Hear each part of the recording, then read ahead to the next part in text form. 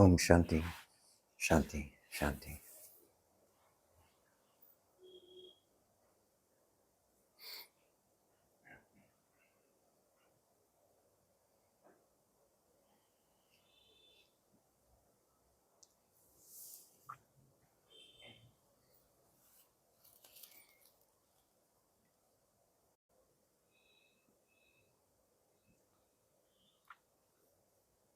Today, before I invite you to enter into this dialogue with me, I want to speak with you for a few minutes about the concept of mistakes. And the reason that I'm doing that is because over the last 2 or 3 weeks, in several conversations that I've had with you, either here or in private or some other conversations on Zoom, this concept of mistakes seems to keep surfacing right now. What I mean by this is a belief that you hold, some of you hold, that something that has occurred in your past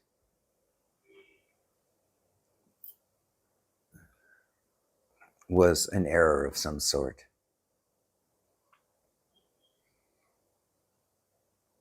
And so tied up in this concept of mistakes is all sorts of emotional limitation around you being the doer, and that your decision-making process somehow was faulty, that your expectations weren't rewarded, and so you must have done something wrong, or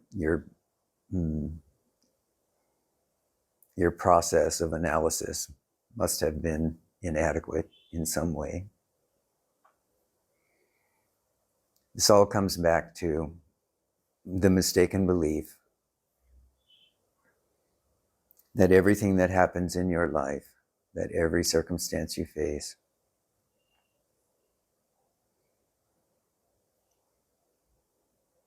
when there are unintended consequences or your expectations aren't met, that there was an error of some sort.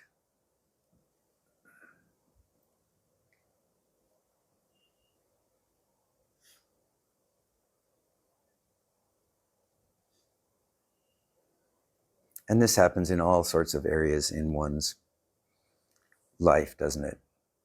Can be in one's decision with a career, or to take a job or not take a job, to come to Tiruvanamalai or not come to Tiruvanamalai, to enter into a relationship or not enter into a relationship. The mind, based on conditioning, makes all sorts of decisions, all of which it decides somehow were incorrect. And therefore, these unintended consequences came to you.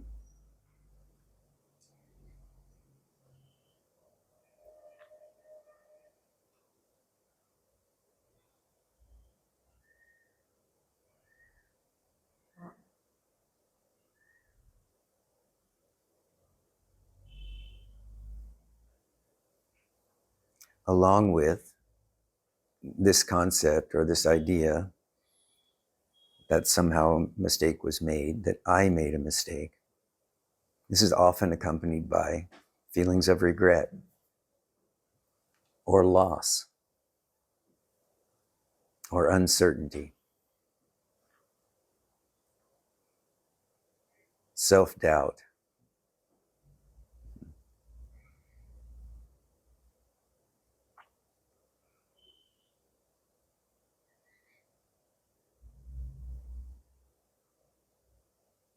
But if you examine even your own thought processes that led you to make a particular decision, whether it was a well thought out decision or a spontaneous decision,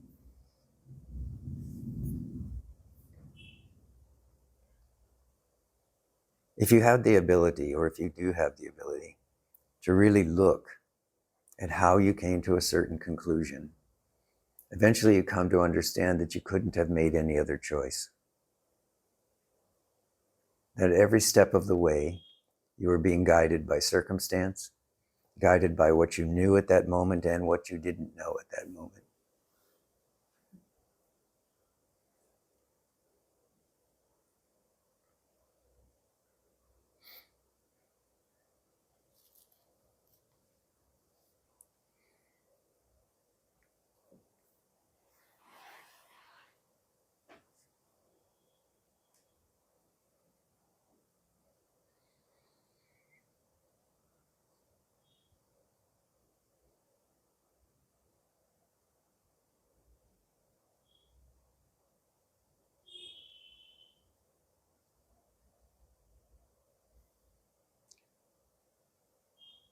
Our endeavor here is to keep remembering. It's a simple remembrance to be here and to be now.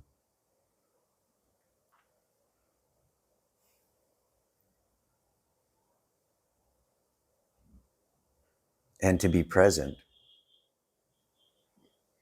in the unfolding nowness of your own being. If you fully take up this sadhana,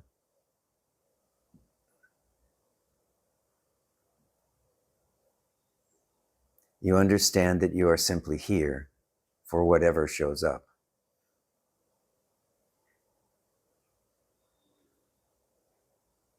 If you take this position, you understand that what shows up is perfect. It's just what you needed at this moment, in the here, now. This was also true when you think you made your mistake or your judgment erred. This was also true. You couldn't do anything but make the decision you made or the judgment you made in that moment. It's an illusion to think that just because you gather all of the possible scenarios in your mind, you gather all of the possible information you can, that somehow you will avoid this feeling of making a mistake. There's really only one way to avoid the feeling of making a mistake. That's to realize nothing is a mistake. Do you realize that if there was anything you changed in your past, anything you had done differently, you wouldn't be here now?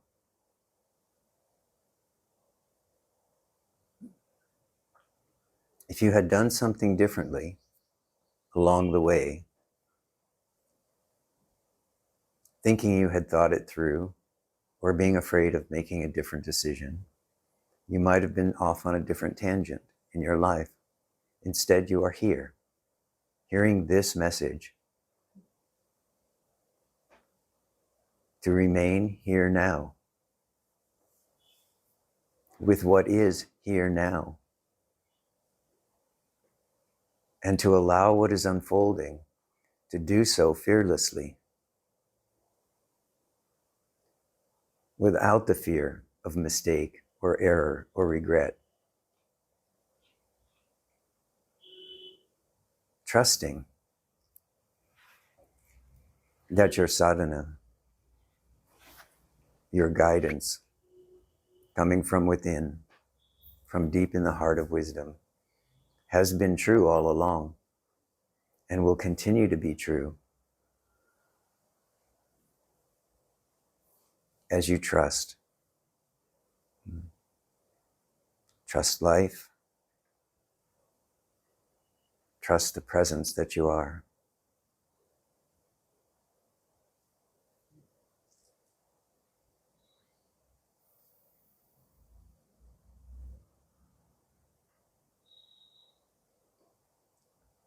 You needn't have done anything differently. Whatever happened, whatever occurred, was what brought you here.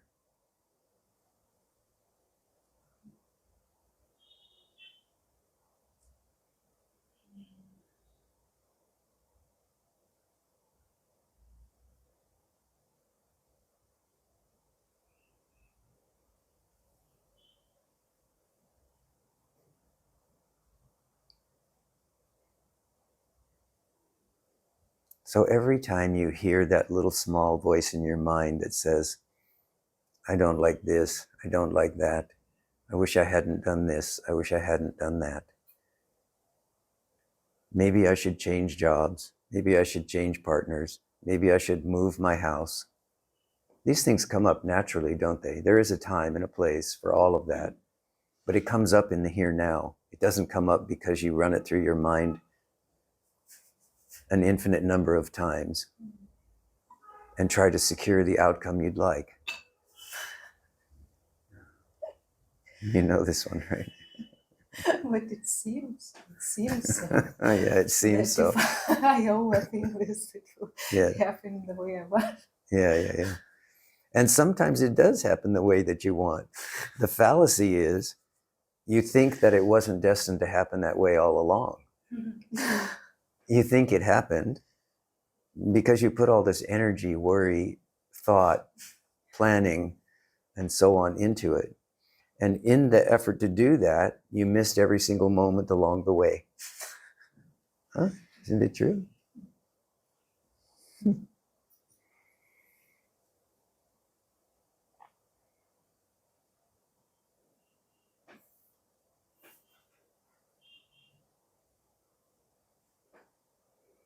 Think of all the birds you didn't hear sing, and all the wind you didn't hear rustle through the trees, and all the steps you didn't take up the side of Arunachala because you were busy planning and thinking and avoiding.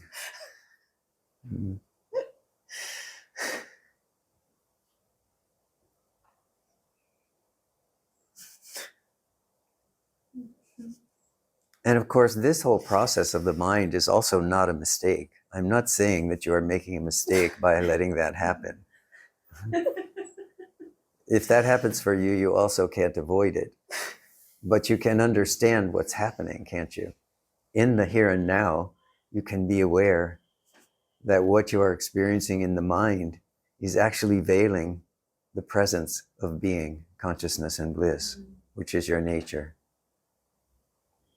And once you realize that, once this remembrance comes, you have a choice to make, don't you? You can either continue this habit-bound way of conditioning the mind, or you can put everything down in favor of this moment, this here-now-ness. To do this, you have to trust, don't you? You have to trust your own life, the life that flows through you. It's not your life, it's life itself. You have to trust that that which brought you here, which makes it possible for you to hear this, is flowing through you. And it flows like a great river until you use this mind to narrow it, constrict it, limit it, and hold on to some image of what you think life should be. Life is wonderful, joyous, open, loving. Mind is what constricts that, limits that. Now, this doesn't mean that you don't take into consideration the things which are best for this apparent you that you experience, this me that you feel, because we are still in sadhana, no? So this recognition that there is still a me present, there is a me and a you, a self and an other, this is still there. So as long as this is there, you can ask yourself, what's best for my sadhana? This is the answer to the question, should I stay here or should I move? You can answer this without going deeply into the mind. You can hear, is this environment that I'm living in, the best environment for me to explore deeply who I am. There's a story that Papaji told. Someone came into the satsang and said, I don't understand, I don't get it, I try so hard.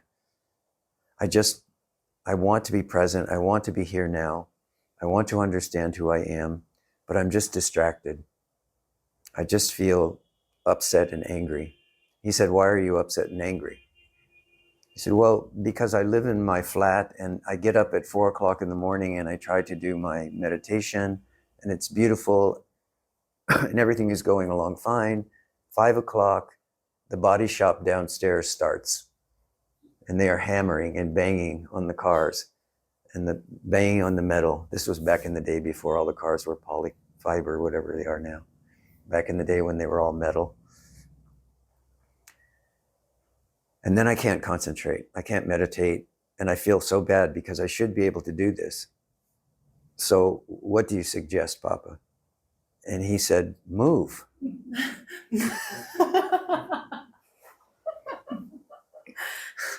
Living there is not supportive of your sadhana. If that's your intention, move. You know, and this man had been there for some time, struggling with this every single morning. So there is a moment where that decision to move or to react in some way, respond in some way to the conditions in which you find yourself will come up. But that will be the right moment to act.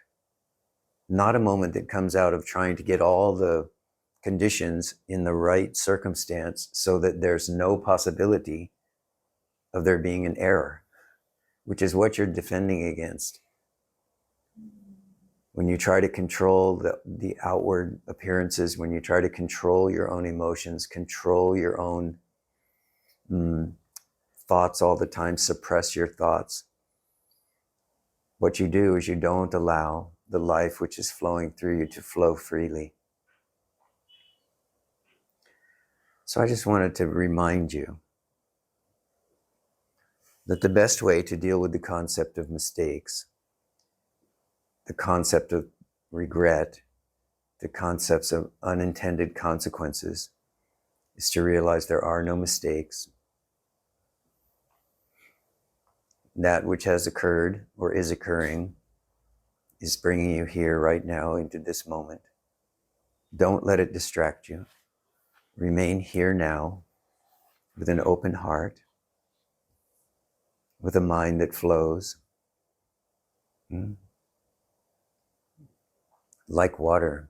Water always conforms to whatever rocks are there in the stream bed.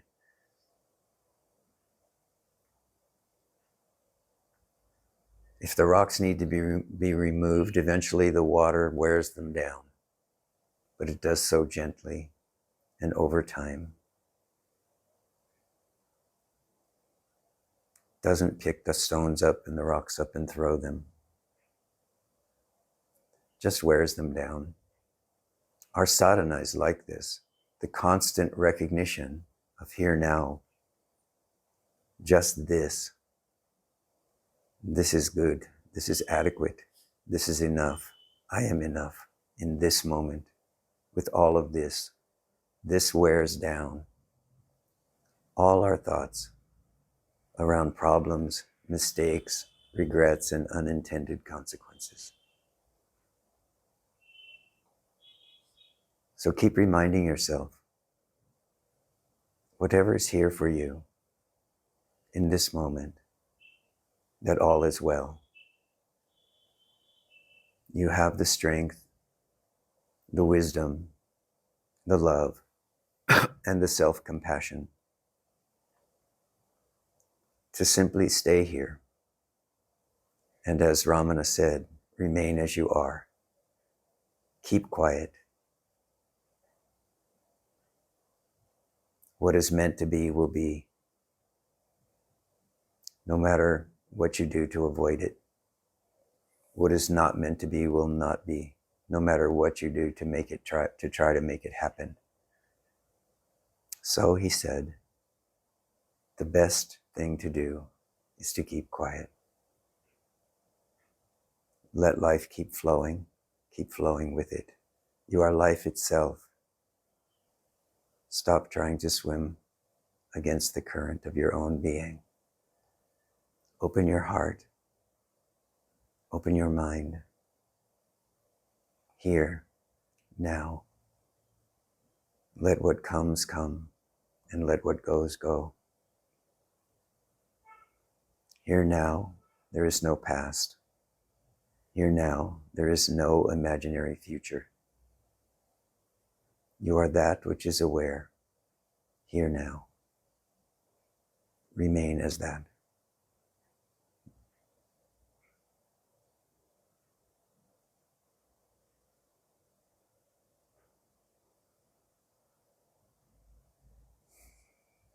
Okay.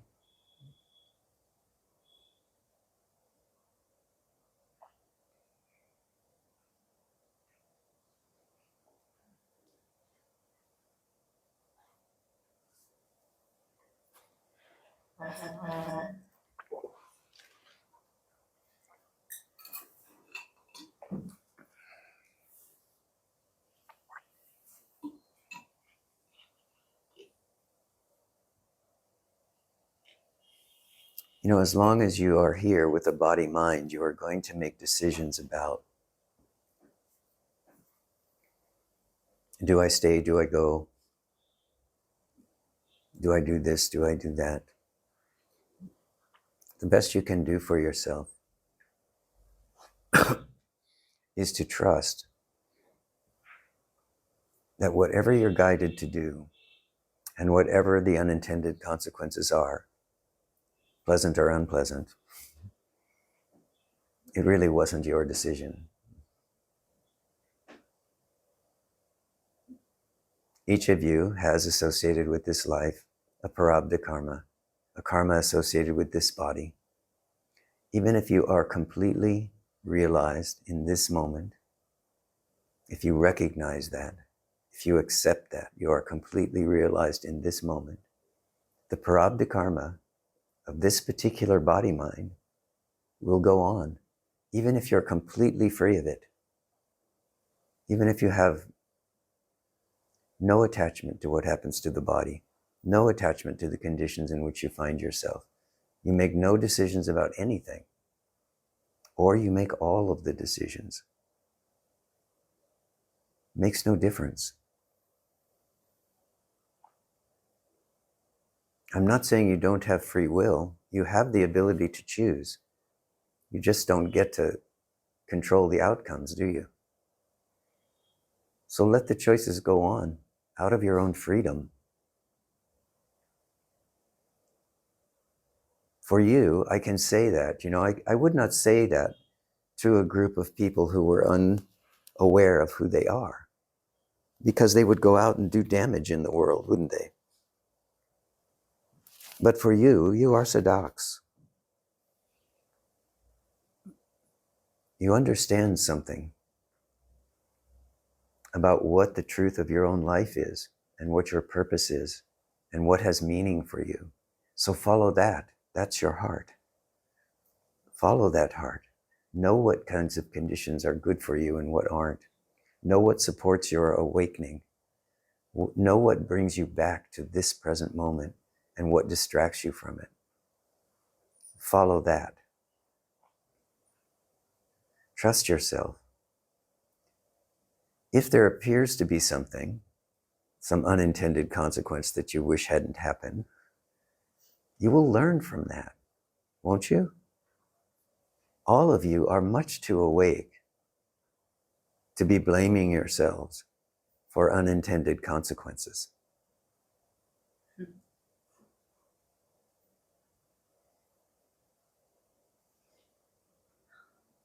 Life is just unfolding. If you find yourself in a difficult circumstance, whether that be with your health, with a relationship, with a job, with some aspect of your life, you find yourself in a difficult circumstance, it's not because you have failed in some way. It's not because your judgment was poor. What is here you couldn't have avoided. And you may even notice that you tried to avoid it. but it didn't work. Then you know that this was for you. You did your best to avoid this outcome, but it came anyway. So now you have to ask yourself, how can I use this? How do I stand in this with an open heart, looking deeply within for this natural wisdom, which is here, and then stepping forward moment by moment in the here now.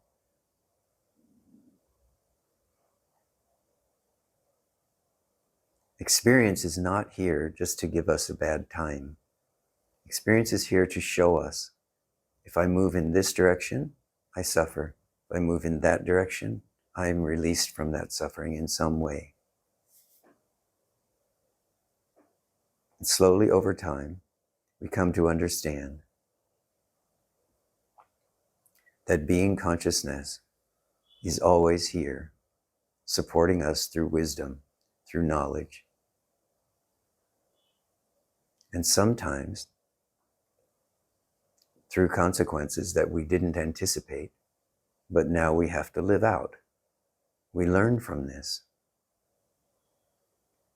And your practice is not about avoiding anything.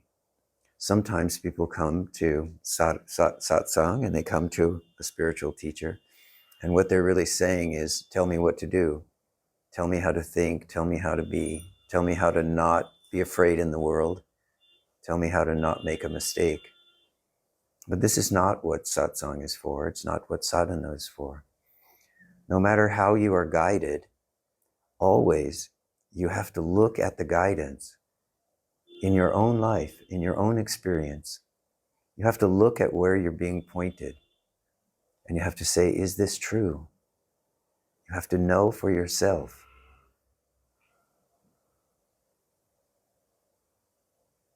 So many spiritual seekers come to a teacher, and what they want is to miraculously and without doing anything, to suddenly find themselves awake because of some siddhi that the teacher has or the guru has. So I don't need to do anything, you do it for me. This is the attitude that comes often to satsang. But in truth, what the guru does is point you in a certain direction.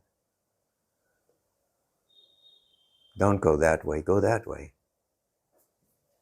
But you have to walk. You have to take what the guru says, what the books say, what the teaching says. And you have to ask, is this true for me? Let me practice this. Let me try this. Let me examine this. And you have to take what is good for you, what works for you, what opens your heart. And you have to discard for that moment what doesn't. Doesn't mean that that teaching won't be valid for you with more maturity. It simply means in that moment, it doesn't seem to make sense to you. Some of you here have had that experience. I know some of you, who, when you first came here, said, this inquiry makes no sense to me. I don't get it. I can't do it. I don't understand it. I try it. It means nothing. But then after some time, some other pointers along the way, you come back and you say, oh, I understand now.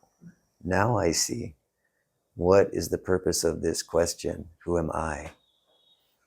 What am I? What is here now? So you are always responsible for your sadhana. The stories of many, many gurus are replete with the lives of people who came and stayed with them for many, many years. And when they left the body,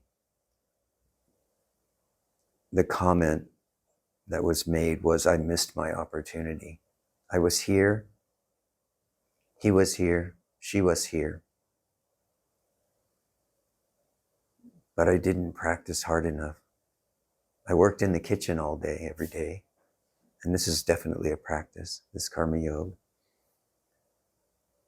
but I didn't actually follow the teachings of the teacher, and now she is gone, and my heart is bereft. So don't be that person. Take what you can take from whoever you are with at any given moment and apply it to the way in which you find your mind, the conditioning that's there. Open your heart. Whatever's here, whatever work you're doing, however you're spending your days, never lose sight of who you are. Keep falling into the heart. Use everything. Come to know that there are no mistakes.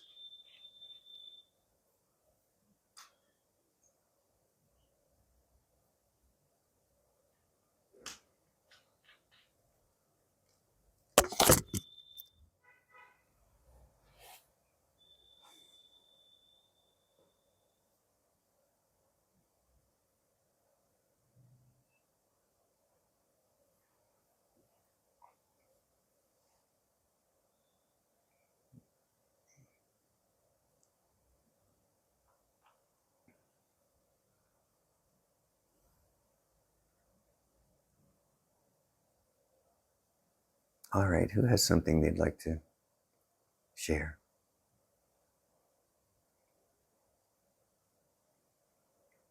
or clarify?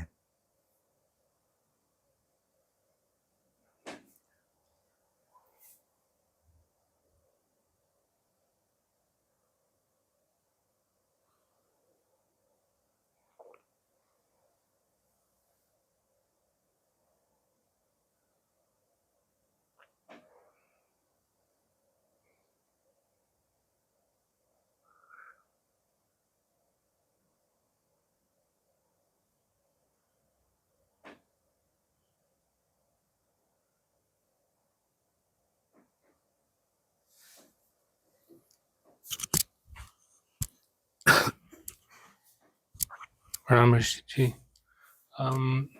So like I'm just learning to ride the scooty, and I sometimes get a little bit anxious about going on the road, and then the thought is there maybe some accident will happen and then I will get injured or worse. So you said that stay in the present moment and don't get lost in the thoughts. So it's like the approach is like that even if something happens, injury, death, is the approach like it's okay if that happens because that was going to happen? Not so much that it's okay. It's that what choice did you have? You see, the busyness in the mind is actually not going to control the traffic, right? It's not going to control the traffic. It's not going to stop what's happening. And it may actually cause the accident because your attention is not fully present. You know, driving in India, for those of us especially who are not from here, takes a whole nother skill set from what we're used to, because in the West, things are much more orderly on the road, not necessarily in other ways. But by and large, people stay where they're supposed to stay. There are no cows who always have the right of way. There are no dogs running out onto the street normally. There are no monkeys falling out of the trees.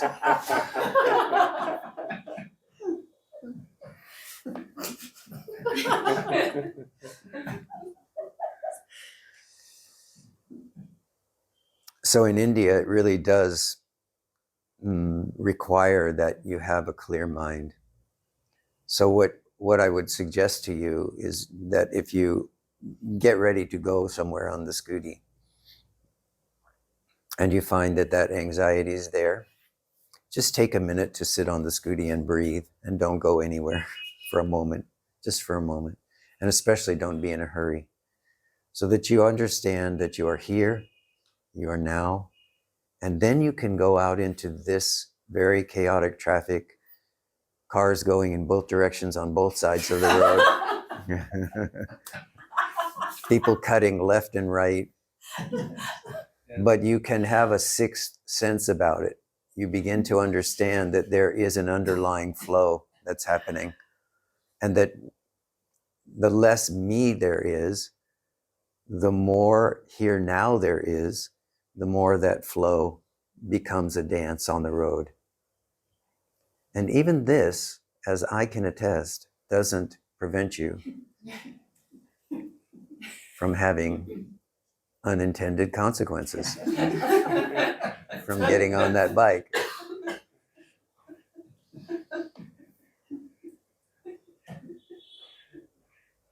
I learned so much from my accident this year.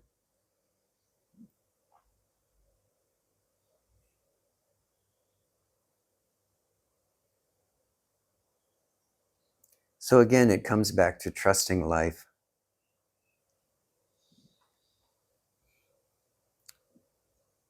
To have an accident, to have physical pain, it's not such a big thing. If it happens, it happens. Pain is pain. Okay, let me say that, right? So just reassure you, if you have the kind of accident I have had, pain is pain. But suffering is voluntary. You see? You have to sign up for suffering. Pain comes because we have bodies, right? Suffering happens in the mind, and you have to be willing to sign up for that. So this is really what you're afraid of. You know, you have a strong body, all of us do, to some degree or another, and the body heals itself when something untoward happens. What we're afraid of is the mental suffering, right? But the interesting thing about pain and suffering is we have no control over pain. Suffering is the only thing we have control over. So the thing that we're most afraid of is the thing that we can most influence. This is why we practice. This is why we want to learn to be here now, both so that we are here now on the scooty and we minimize the opportunity for that crash to happen, but also so that if and when that crash does happen, we minimize the suffering around it. And this comes from mental stability, right? From the ability to accept, to receive, to dance with whatever's here without suffering about it, without blaming ourselves, without regret, without thinking we made a mistake. You see, all of this is tied together. So what we're really talking about is establishing ourselves in a way of being in the world in which we are free from suffering. One of the ways we are free from suffering is by knowing that what will be, what will come, what will go, in relation to the body and in relation to the mind. But where we can train ourselves is in this moment of recognizing that suffering is a choice. Pain is an inevitable part of having a body. The Buddha said, being born, old age, sickness, and dying. This is life. Suffering is optional. So what we do here is we train ourselves not to follow the mind, which has the tendency to go into suffering. Poor me, I wish this didn't happen. I should have done something different. I made a mistake. This mind is what we're talking about here, and it's what we're training ourselves to turn away from through the question, who am I? Through the recognition that all is well. All is always well. So we keep going in this direction until we realize that we have always been free. What does that mean? It means free from this mental tendency to suffer. It means free from thinking that we somehow have control, that we can manipulate our minds, our bodies, the world, so that we can avoid the unintended consequences of living.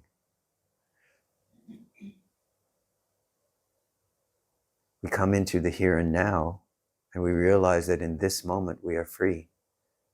And that transcends the body, transcends the mind. This deep recognition, I am free. Whatever is going on in the body, whatever is going on in the mind, whatever is going on in the world, this is life itself. What has this to do with me? I am free.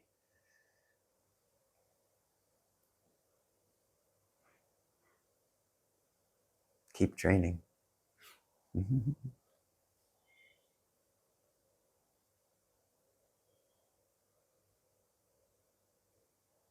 And also you can begin to trust yourself. Just in relation to the scooty, I can tell you from my own experience that sometimes you just have to recognize that right now is not the right moment to do something. So if there's really a strong resistance to getting on the scooty at this moment and driving, wait 10 minutes. You don't know what you avoided by not getting on the scooty at that moment when you were agitated. You don't know. Conversely, you can get on the scooty and say, oh, I have to go. Oh, I need to go to the ashram at this time. Oh, I need to go for this Vedas. Oh, I need to go to this satsang. And you can be pushing yourself only to find out that the monkeys fell out of the tree on the way to the ashram. And you were in the hospital instead. Your plans make no sense to life itself. So you have to understand this.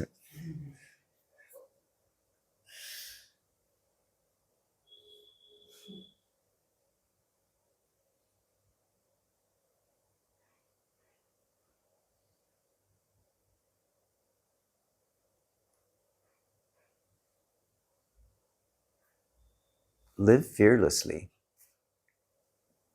There is no me to be injured or to die. Live fearlessly. But also listen to your heart.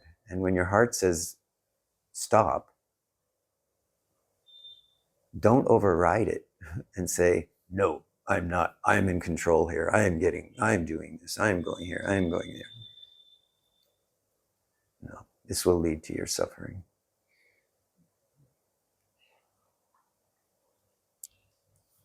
It's never about what we do or don't do physically with the body, but it often is about what we force ourselves to do with the mind that we could have just relaxed around. What we chose to do when our intuition and our heart was telling us to please wait. And we didn't listen. We had to stay on schedule.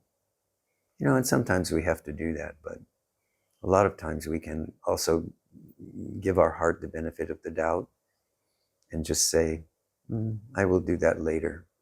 I will do that tomorrow. Always be very kind to yourself.